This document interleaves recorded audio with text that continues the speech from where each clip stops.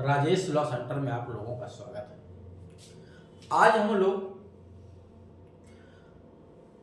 Deemed दोष मुक्ति और डीम्ड उन्मोचन के बारे में चर्चा करेंगे। बिल्कुल ये टॉपिक आपके लिए नया होगा। क्यों? क्योंकि अभी तक आपने ना तो किसी बुक में, ना ही किसी क्वेश्चन पेपर में और ना ही किसी अध्यापक के माध्यम से डीम्ड दोष मुक्ति और डीम्ड उन्मोचन के बारे में सुना होगा। जहां तक मेरी जानकारी है, हो सकता है कोई मुझसे भी ज्यादा योग्य हो और है भी धरती पे, उन्होंने मुझसे पहले सोच लिया। फिलहाल सिविल प्रक्रिया संहिता 1908 के अंतर्गत डीम्ड डिक्री के बारे में आयोग के द्वारा प्रश्न भी बनाया जा चुका है, बुकों में इसका उल्लेख भी है और पठन पाठन में भी इसका प्रयोग किया जा रहा है। तो डीम्ड डिक्री तो हम लोग जानते हैं, डीम्ड विश्वविद्यालय के बारे में तो हम लोग सुने हैं, लेकिन भारतीय नागरिक सुरक्षा संहिता के अंतर्गत डीम्ड दोष मुक्ति और डीम्ड उन्मोचन के बारे में नहीं सुना गया है। आज उसी टॉपिक पे चर्चा करेंगे। भारतीय नागरिक सुरक्षा संहिता सिविल प्रक्रिया संहिता से पीछे नहीं है। अगर वहां भी डीम्ड डिक्री का प्रावधान है तो भारतीय नागरिक सुरक्षा संहिता के अंतर्गत भी डीम्ड दोष मुक्ति और डीम्ड उन्मोचन का प्रावधान है। डीम्ड का मतलब क्या होता है, पहले एक लाइन में इसको आप लोग समझ लीजिएगा कि डीम्ड का तात्पर्य होता है किसी चीज को मान लिया जाए जबकि रियल में वो हो ना। वो वस्तु, कोई वस्तु रियल में कोई वस्तु है नहीं। जैसे आप देखते हैं कि पूजा पाठ में गोबर का जो है गौरी बनाया जाता है, वो है क्या? है तो गोबर ना, लेकिन उस पूजा पाठ के प्रयोजन के लिए हम उसे क्या मानते हैं? गौरी।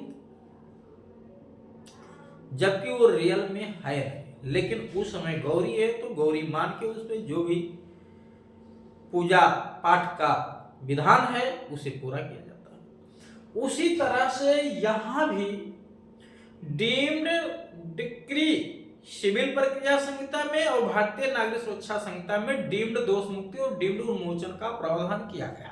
अब एक प्रश्न आपके जेहन में ये जरूर उठना चाहिए कि सर डीम्ड दोष मुक्ति और डीम्ड उन्मोचन को, जो दोष मुक्ति और उन्मोचन है उनसे भिन्न क्यों आप समझा रहे हैं? उन्हें डीम्ड क्यों माना जा रहा है और उसे डीम्ड मानने का जो आधार है वो क्या है? क्यों माना जा रहा है, यानी इसका उद्देश्य क्या है? क्यों इसे डीम्ड दोष मुक्ति और डीम्ड उन्मोचन कहा गया है? साथ ही साथ इसका आधार क्या है? ठीक, आते हैं उसी टॉपिक पे, एक एक करके समझाएंगे आप लोगों को। हाँ, आप लोगों ने यहाँ पे बोर्ड पे जो कुछ लिखा है उसे निश्चित तौर से अध्ययन किया होगा। किसी भी बच्चे को पीसीएच एपीएच की तैयारी करना है तो इस दिए गए नंबर पे संपर्क करके अपनी सुविधा अनुसार क्लास हमारे संस्थान में ज्वाइन कर सकता है। क्लास की सुविधा ऑनलाइन और ऑफलाइन दोनों प्रकार से उपलब्ध है। प्रतिदिन एक से अधिक बैच का संचालन होता है। टेस्ट भी कराया जाता है, साथ ही साथ मेंस आंसर राइटिंग भी कराया जा रहा है, उसका भी स्पेशल बैच चल रहा है। और आपको हर सब्जेक्ट के नोट्स भी उपलब्ध कराए जाएंगे, जिसके बन गए हैं। कुछ सब्जेक्ट्स ऐसे हैं जिसके अभी नहीं बन पाए हैं, तो धीरे धीरे जैसे ही बन जाएंगे वो भी आपको उपलब्ध कराया जाएगा। और मैं जो रियल में आपको जैसे पढ़ा रहा हूँ ऐसे ही रियल में हमारे यहाँ क्लास में भी ऑनलाइन और ऑफलाइन पढ़ाया जाता है। ऐसा कुछ नहीं है कि जो मैं यहाँ वीडियो बना के अपलोड कर रहा हूँ उसमें कुछ और है और रियल में क्लास में कुछ और है। ठीक है, जो अंदर है वही बाहर है। जो लोग पढ़ रहे हैं वो जान रहे हैं, जो नहीं पढ़ रहे हैं उनको भी जानने की कोशिश करनी चाहिए परिस्थितियों को देखते हुए। चलिए, भारतीय नागरिक सुरक्षा संहिता 2023 में डीम्ड दोष मुक्ति किसे कहेंगे? देखिए, दो तरह की दोष मुक्ति, मैं दोष मुक्ति भले यहाँ शीर्षक दिया हूं, बट दोष मुक्ति के साथ साथ आपको उन्मोचन के बारे में भी जिक्र करूंगा। उसके लिए कोई सेपरेट वीडियो लाने की मुझे जरूरत नहीं है, क्योंकि एक ही साथ दोनों पढ़ा दूंगा, आपके लिए दोनों काम आएगा। ठीक, हो सकता है आने वाले समय में इस तरह के मेरे वीडियो को देख करके आयोग के द्वारा प्रश्न भी तैयार किया जाना शुरू कर दिया जाए। तो वास्तविक दोष मुक्ति का तात्पर्य है कि दोष मुक्ति की जो प्रक्रिया होती है, सामान्यतः यह भारतीय नागरिक सुरक्षा संहिता के अंतर्गत विचारण की एक प्रक्रिया है। किसकी? विचारण की एक प्रक्रिया है, ट्रायल का एक स्टेज होता है दोष मुक्ति, जिसमें अभियोजन के द्वारा साक्ष्य पेश कर दिया जाता है और अभियुक्त को भी उस पे सुन लिया जाता है, गवाहों की परीक्षा हो जाती है, संदेह से परे साबित जब अभियोजन नहीं कर पाता है तब दोष मुक्ति होती है। एक है संदेह से परे तो साबित कर दिया, लेकिन डिफेंस में अभियुक्त ने कुछ ऐसे तर्क पेश किए जिससे वो दोष मुक्त सिद्धि जो बन रही थी वो समाप्त हो गई और फिर से दोष मुक्ति में तब्दील हो गई। तो दोष मुक्ति दो स्टेज पे होता है। विचारण में आप देखेंगे सेशन ट्रायल में धारा 255 के तहत जो दोष मुक्ति होती है वो दोष मुक्ति अभियोजन के द्वारा संदेह से परे साबित न करने की दशा में होती है, जबकि 258 में जो दोष मुक्ति होती है, ये दोष मुक्ति 258 वाली, ये अभियुक्त और अभियोजन ने संदेह से परे साबित कर दिया, अभियुक्त ने अपना डिफेंस किया, आर्गुमेंट हो गया, फाइनली जाकर के या तो दोष मुक्ति या दोष सिद्धि होती है। तो ये 258 दोष मुक्ति है, जब अदालत को लगता है कि मामला संदेह से परे साबित नहीं हो पाया, लेकिन ये आर्गुमेंट के बाद होता है। 258 ध्यान रखिएगा, 255 में कोई आर्गुमेंट नहीं होता। जिस तरह से सेशन ट्रायल में दोष मुक्ति का प्रावधान किया गया, उसी तरह से वारंट ट्रायल में, उसी तरह से समन ट्रायल में है, उसी तरह से समरी ट्रायल में भी प्रावधान है, बट समरी ट्रायल में अलग से लिखने की जरूरत नहीं है, क्योंकि उसमें समन मामले के विचारण की ही प्रक्रिया अपनाई जाती है। चलिए, ये जो दोष मुक्ति है, ध्यान समझिएगा, जितनी बार दोष मुक्ति का उल्लेख विचारण के दौरान अध्याय 19, 20, 21 एवं 22 में कहीं भी जिक्र किया गया है, वो सारी दोष मुक्ति रियल दोष मुक्ति हैं, जिन्हें हम वास्तविक दोष मुक्ति कहते हैं। क्या कहते हैं? वास्तविक दोष मुक्ति। ये समझा नहीं गया है, ध्यान रखिएगा, ये वास्तविक दोष मुक्ति है। ये दोष मुक्ति अपील योग्य होती है। यहाँ पे अभियोजन को सुनने के पश्चात ही दोष मुक्ति की जाती है इन धाराओं में, ध्यान रखिएगा। क्यों? क्योंकि ये रियल दोष मुक्ति है। 255 सेशन ट्रायल, 258 भी सेशन ट्रायल, 271 वारंट ट्रायल है, चाहे पुलिस रिपोर्ट पे हो, अदर देन पुलिस रिपोर्ट पे इंस्टीट्यूटेड हो मामला। 278 समन ट्रायल है, 278 समन ट्रायल में दोष मुक्ति है। क्लियर हो गया? उसके बाद अब आप आएंगे डीम्ड दोष मुक्ति पे, चलते हैं। डीम्ड दोष मुक्ति क्या है? अच्छा, उन्मोचन पे भी जिक्र कर लें कि डीम्ड ये वास्तविक उन्मोचन क्या है। वास्तविक उन्मोचन सेशन ट्रायल में 250 है, जब न्यायालय अपने समक्ष पेश किए गए जो है चार्जशीट, उससे संबंधित सुसंगत उद्धरण या कोई वस्तु परिस्थिति जन साक्ष्य, अभियोजन के स्टेटमेंट, अभियुक्त के स्टेटमेंट को देखने और सुनने के पश्चात जब अदालत को लगता है कि कार्रवाई करने का प्रथम दृष्टया आधार नहीं बन रहा, यानी चार्ज फ्रेम करने का कोई आधार नहीं बन रहा, अदालत को लगता है इसमें चार्ज बनाने लायक ही नहीं है, इतने साक्ष्य ही नहीं है, ऐसी स्थिति में अभियुक्त को दोष मुक्त उन्मोचन कर दिया जाता है अदालत के द्वारा। और उन्मोचन जो है ये रियल उन्मोचन कहलाता है। क्यों? क्योंकि कोर्ट ने माना नहीं है कि ये उन्मोचन मान लिया जाए, बल्कि कार्रवाई करने का प्रथम दृष्टि आधार नहीं बन रहा है, तो अदालत क्या करेगी? उन्मोचित कर देगी। अगर अभियुक्त इसमें पर्याप्त साक्ष्य लेकर के आता है तो फिर से कार्रवाई को स्टार्ट कर सकता है, क्योंकि डिस्चार्ज की प्रोसीडिंग पे रेस जुडिकाटा अप्लाई नहीं होता है। ठीक है, बीएनएसएस की धारा 337 is not apply. In case of discharge. चल, उसी तरह से समन ट्रायल, वारंट ट्रायल में भी उन्मोचन आपको मिलेगा धारा 262 में, 262 में उन्मोचन मिलेगा। उसी तरह से आपको वो 262 जो उन्मोचन है वो वारंट मामलों में, पुलिस रिपोर्ट के आधार पर संस्थित मामलों में है, पुलिस रिपोर्ट के आधार पर संस्थित मामलों में है। जबकि पुलिस रिपोर्ट से भिन्न आधार पे अगर मामला संस्थित है तो वहां पे जो उन्मोचन है वो 268 में है, चाहे 268 फर्स्ट हो चाहे 268 सेकंड हो, यानी धारा 268 की उपधारा 1, 268 की उपधारा 2 में भी डिस्चार्ज का प्रावधान किया गया। यहाँ मैं धाराओं का जिक्र नहीं किया, ठीक है, नहीं है तो भी कोई बात नहीं, मैं जो बोला उसको आप लोग नोट कर लीजिएगा। उन्मोचन की कौन कौन सी धाराएं मिल गई आपको? धारा 250 सेशन ट्रायल की, 262 वारंट ट्रायल की जो पुलिस रिपोर्ट में संस्थित होती है, और 268 उपधारा 1 उपधारा 2 वारंट ट्रायल जो पुलिस रिपोर्ट से भिन्न आधार पर संस्थित है। ठीक, उसके बाद 275, 276, 275 और 276 जो समन मामलों में उन्मोचन का प्रावधान किया गया है, 275 और 276 इतनी धाराएं हैं जो ट्रायल के दौरान उन्मोचन से संबंधित धाराएं हैं।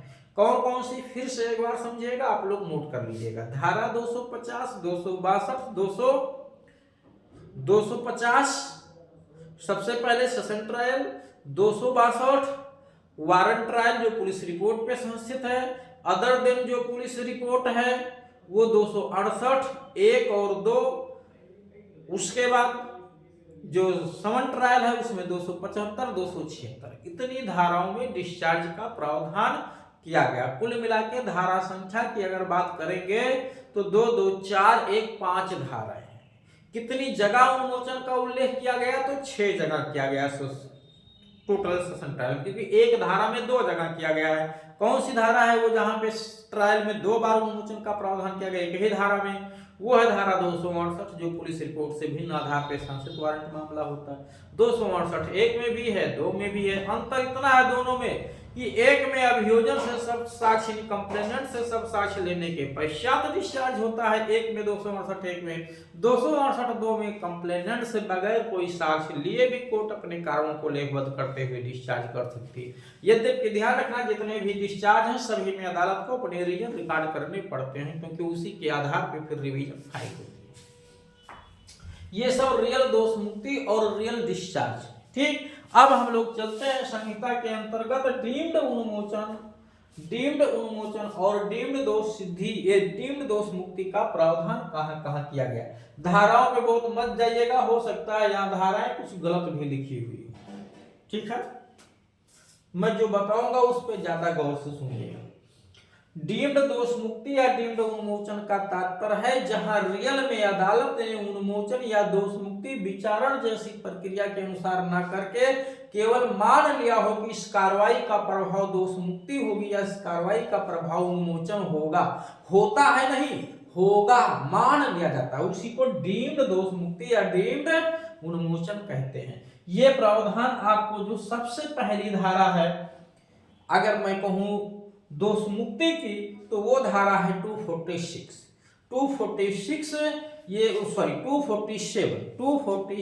ये अध्याय 18 की अंतिम धारा है जो चार्ज से जुड़ा हुआ चैप्टर है। पुरानी संहिता की धारा जो है 224 मिलेगा आपको, 247 मिलेगा जो अब 247 हो गई।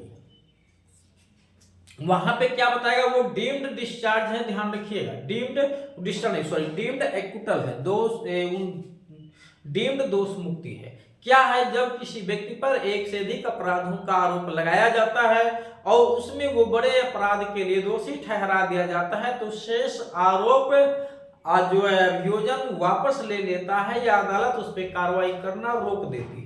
जिन आरोपों को वापस ले लिया जाता है ऐसे केस में या अदालत उस पर कार्रवाई करना रोक देती है, उसका प्रभाव अभियुक्त के लिए दोष मुक्ति होता है, माना गया दोष मुक्ति होता है। क्या वहां साक्ष्य लिया गया, उन पे कुछ भी नहीं हुआ, आरोप वापस हुए, मान लिया गया, दोष मुक्ति हो गई, यानी अब दोबारा केस नहीं चलेगा, रेस जुडिकाटा लागू हो जाता है। बट रेस जुडिकाटा के नियम का ये एक्सेप्शन है, ये केस दोबारा फिर से रीओपन हो सकता है।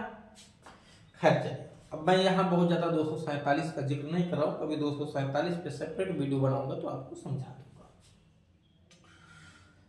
उसके बाद डीम्ड, देखिए यहाँ मैंने कुछ 247 का यहाँ मैंने पहले ही धारा मेंशन कर दी थी। उसके बाद 279, 80, 81 तीन धाराएं एक साथ हैं। ये सब समन ट्रायल की धाराएं हैं जो पहले 256, 257, 258 हुआ करती थी। 256, 257, 258, अब वो धारा कौन सी हो गई? 279, 80, 81 हो गई। 279 का क्या मतलब है? ये डीम्ड है, ध्यान रखिएगा। इसके पहले की धारा एक और बनेगी आपको 272, 272 भी डीम्ड डिस्चार्ज है। चलिए उसी को समझ लेते हैं। डीम्ड डिस्चार्ज क्या है? जब वारंट केस में कंप्लेंट दर्ज हुआ हो, वारंट मामला हो, ध्यान दीजिएगा, मामला कैसा हो? वारंट मामला। वारंट मामला और समन मामला कहां डिफाइन है? धारा 2 भा और या में डिफाइन है। 2 भा और या में डिफाइन किया गया है। वारंट मामले का तात्पर्य ऐसे अपराध जिनमें सजाएं 2 साल से अधिक हो, जिसमें मृत्युदंड या जीवन कारावास भी होता है तो भी वो वारंट केस है। 2 साल से अधिक सजा है तो भी वारंट केस है। 10 है, 20 है, 25 है तब भी वारंट केस है। बट एग्जैक्ट 2 साल है या उससे कम है तो वो समन केस कहलाता है, ध्यान रखिएगा। तो वारंट केस अगर कंप्लेंट पे शुरू हुआ है, कंप्लेंट उसमें दर्ज हुआ था और वहां कंप्लेनेंट जो है आ नहीं रहा है, कंप्लेनेंट एब्सेंट है, तो अगर चार्ज फ्रेमिंग से पूर्व जो है कोर्ट कार्रवाई को बंद कर देते हैं, वो नहीं आता है तो उसका प्रभाव डिस्चार्ज होता है, ये डीम्ड डिस्चार्ज है। और अगर चार्ज फ्रेम हो गया है तो खैर अभियोजन कंप्लेनेंट के ना आने पे केस बंद करने जैसा कोई प्रावधान नहीं किया गया है। उसके बाद 279 पे आते हैं, 279। समन केस में अगर कंप्लेनेंट नहीं आता है निर्धारित तारीख पे तो कंप्लेंट को खारिज किए जाने का प्रावधान है, ध्यान दीजिएगा। कहां पे? 279 में, जो पुरानी धारा 256 हुआ करती थी। अगर कंप्लेंट खारिज होता है, यदि कोर्ट चाहे तो नेक्स्ट डेट भी लगा दे, लेकिन नेक्स्ट डेट कितनी बार लगाएगा? जब वो आ ही नहीं रहा है तो अंत में कोर्ट केस को खारिज कर देगा, कंप्लेंट को। और उस खारिजी का प्रभाव माना गया है एक्विटल। क्या माना गया है? एक्विटल। क्या यहाँ कोई साक्ष्य लिया गया? बिल्कुल नहीं। तो ये डीम्ड दोष मुक्ति हम इसे कहेंगे, ठीक है। वो डीम्ड दोष मुक्ति है भी, वास्तविक दोष मुक्ति ये नहीं, यद्यपि बैरेट में ऐसा लिखा आपको नहीं मिलेगा। दूसरी बात, 257 जो सेक्शन थी जो अब 280 हो गई है कि अगर कोई समन केस कंप्लेंट पे दर्ज है तो कंप्लेनेंट अपने कंप्लेंट को वापस ले सकता है। अगर कंप्लेनेंट अपने कंप्लेंट को वापस लेता है तो उसका प्रभाव भी दोष मुक्ति होती है। तो 280 में जो कंप्लेनेंट अपने कंप्लेंट को समन केस में वापस लेता है उसका प्रभाव भी एक्विटल होता है, वो भी दोष मुक्ति जो है डीम्ड दोष मुक्ति है, रियल दोष मुक्ति नहीं है। क्यों? क्योंकि कोई साक्ष्य थोड़ा लिखा गया है। उसके बाद जो समन केस है अदर देन कंप्लेंट पे इंस्टीट्यूटेड हुआ है, यानी कंप्लेंट से भिन्न आधार पे समन केस चल रहा है, मजिस्ट्रेट को पावर है कि वो चाहे तो मुख्य साक्ष्यों की परीक्षा किए जाने से पूर्व या किए जाने के पश्चात केस को वापस ले सकता है। पुरानी धारा 258 हुआ करती थी, ध्यान रखिएगा। अब 280 हो गई, ठीक है, 81 हो गई, सॉरी 281 हो गई। अगर मुख्य साक्ष्यों की परीक्षा करने से पहले अदालत यानी मजिस्ट्रेट केस को बंद करता है तो उसका प्रभाव डिस्चार्ज होता है, जिसको हम डीम्ड डिस्चार्ज कहेंगे। अगर मुख्य साक्ष्यों की परीक्षा अभियोजन के कर ली गई यानी अभियोजन के कर ली गई है तो और केस को बंद किया जाता है तो उसका प्रभाव डीम्ड दोष मुक्ति होती है, ध्यान रखिएगा। क्या कहेंगे उसे? डीम्ड दोष मुक्ति कहेंगे। तो इस तरह से ट्रायल में भी आपको डीम्ड उन्मोचन धारा 272, ठीक है, डीम्ड उन्मोचन धारा 272, डीम्ड उन्मोचन धारा 281 में है और डीम्ड दोष मुक्ति ट्रायल में आपको धारा 279, 280 और 281 तीनों में है। इसके अलावा भी संहिता की अन्य धाराओं में डीम्ड दोष मुक्ति और डीम्ड उन्मोचन का प्रावधान किया गया है। कहां पे? जब पार्टी क्षमादान किया जाता है किसी आरोपी को, जब अदालत क्षमादान कर देती है सरकारी गवाह बनाने के लिए तो क्षमादान का प्रभाव भी दोष मुक्ति होता है, जो पुरानी धारा 308 हुआ करती थी, अब नई संहिता में वो 345 हो गई है। तो धारा 345 क्षमादान। किए जाने पे प्रभाव उसका दोष मुक्ति होता है, वो डीम्ड दोष मुक्ति है, ये ध्यान रखिएगा, डीम्ड एक्विटल है। इसके अलावा जो केस वापसी का प्रावधान था पुरानी संहिता में धारा 320, उसका प्रभाव भी धारा 320 के उपधारा 8 में लिखा हुआ है, डीम्ड की दोष मुक्ति होगी, वो भी कैसी दोष मुक्ति है, डीम्ड दोष मुक्ति है। नई संहिता में धारा 359 हो गया है, भारतीय नागरिक सुरक्षा संहिता में धारा 359 की उपधारा 8 ही है, जहां पे कहा गया है कि समझौता अगर पार्टी के द्वारा हो जाता है, केस वापस ले लिया जाता है, कंप्रोमाइज कर लिया जाता है, तो वो दोष मुक्ति होगी, वो भी एक डीम्ड दोष मुक्ति है, ध्यान रखिएगा। उसके बाद सरकार के द्वारा जो केस वापस लिया जाता है, पुरानी संहिता की धारा 321 में हुआ करता था, वहां पे भी दो प्रभाव लिखे हुए हैं, दो प्रभाव लिखे हुए, अगर चार्ज फ्रेम करने से पहले वापस लिया जाता है तो उन्मोचन है, चार्ज फ्रेमिंग के बाद वापस लिया जाता है तो दोष मुक्ति है, वो भी क्या है, डीम्ड दोष मुक्ति और डीम्ड उन्मोचन है। नई संहिता की धारा 360 है, नई संहिता की धारा क्या है, 360 है, ध्यान रखिएगा। तो धारा 360 नागरिक सुरक्षा संहिता की, ये देखिए यहां मैंने लिखा भी है, ये क्या है, डीम्ड दोष मुक्ति और डीम्ड उन्मोचन। तो उम्मीद है कि आप लोगों को निश्चित तौर से ये बात समझ में आई होगी। एक धारा और मैं बता दूं, जब कंप्लेंट दर्ज होता है और अदालत को लगता है कि कंप्लेंट पे कार्रवाई करने का पर्याप्त आधार नहीं है या पर्याप्त आधार है लेकिन उसने जो है उसमें तलवाना वगैरह नहीं जमा किया है, कोर्ट जो है डाक खर्च नहीं दिया है, तो ऐसी स्थिति में कंप्लेंट को खारिज कर दिया जाता है, या कार्रवाई करने का पर्याप्त आधार है लेकिन तलवाना नहीं दिया या पर्याप्त आधार नहीं है, तब भी कंप्लेंट को खारिज कर दिया जाता है। और कंप्लेंट का खारिज किया जाना एक्विटल नहीं है, ध्यान रखिएगा। तो जब एक्विटल नहीं है, इसका मतलब रेस जुडिकाटा लागू नहीं होगा, वो कंप्लेंट दोबारा फिर से दाखिल करके शुरू किया जा सकता है। तो इसका मतलब है कि उस पर रेस जुडिकाटा लागू नहीं होता, तो फिर क्या माना जाएगा, उसको उन्मोचन माना जाता है। और ये धारा 337 की स्पष्टीकरण में लिखा भी है। धारा 337 में टोटल 6 उपधाराएं हैं। 60वीं उपधारा के लास्ट में एक एक्सप्लेनेशन लिखा गया है, जिसमें बताया गया है कि कंप्लेंट का खारिज किया जाना धारा 226 के तहत दोष मुक्ति नहीं बल्कि उन्मोचन समझा जाएगा। तो वो क्या है, वो डीम्ड उन्मोचन है, ध्यान रखिएगा। तो उम्मीद है ये चीजें आप लोगों को निश्चित तौर से समझ में आई होंगी। बहुत सारे वीडियो भी चैनल पे हमारे और भी टॉपिक से, बीएमएस से भी, पुरानी सीआरपीसी से, अदर लॉ से कम 200-400 वीडियो अपलोड है। आप लोग वहां से देखिए, निश्चित तौर से उसका लाभ उठाइए। अपना कोई सुझाव देना हो तो आप कमेंट बॉक्स में जाकर के सुझाव भी दे सकते हैं। और क्लास ज्वाइन करने के लिए मैंने पहले ही आप लोगों को बताया कि अगर आपको तैयारी करनी है या प्रैक्टिस में ही जाना है लेकिन कानून की जानकारी आप रखना चाहते हैं, तो इस दिए गए नंबर पे संपर्क करके आप ऑनलाइन और ऑफलाइन दोनों तरह से क्लास ज्वाइन कर सकते हैं।